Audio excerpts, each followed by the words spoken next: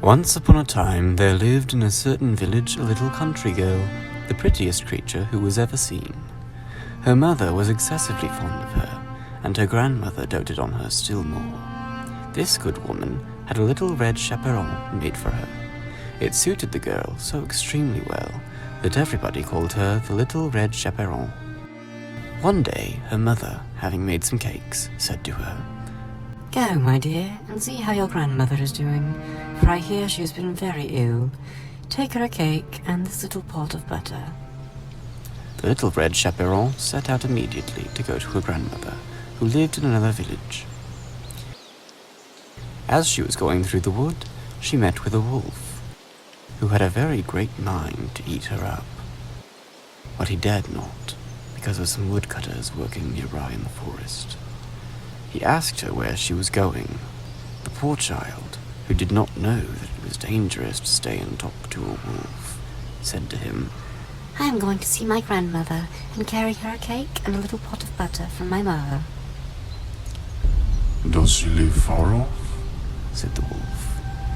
"Oh, I say," answered the Little Red Chaperon. "it is beyond that mill you see there, at the first house in the village."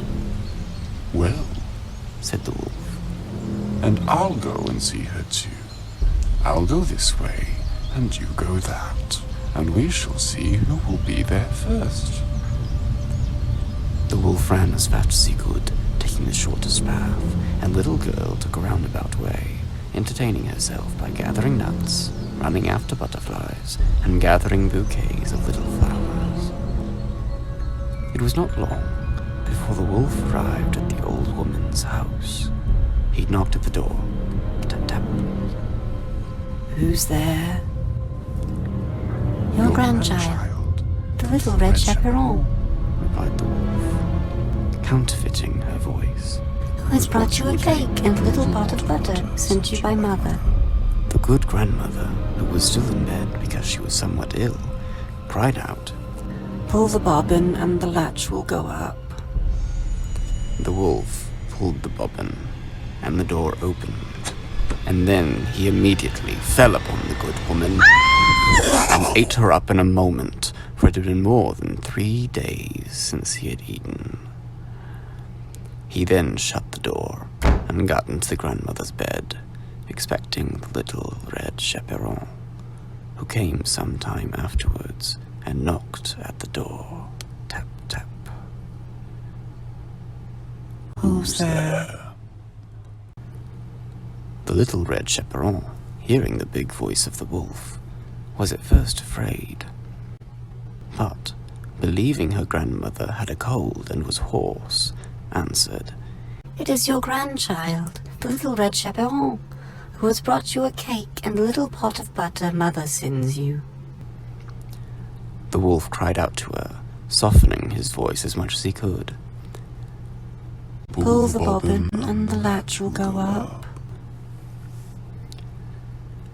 The Little Red Chaperon pulled the bobbin, and the door opened.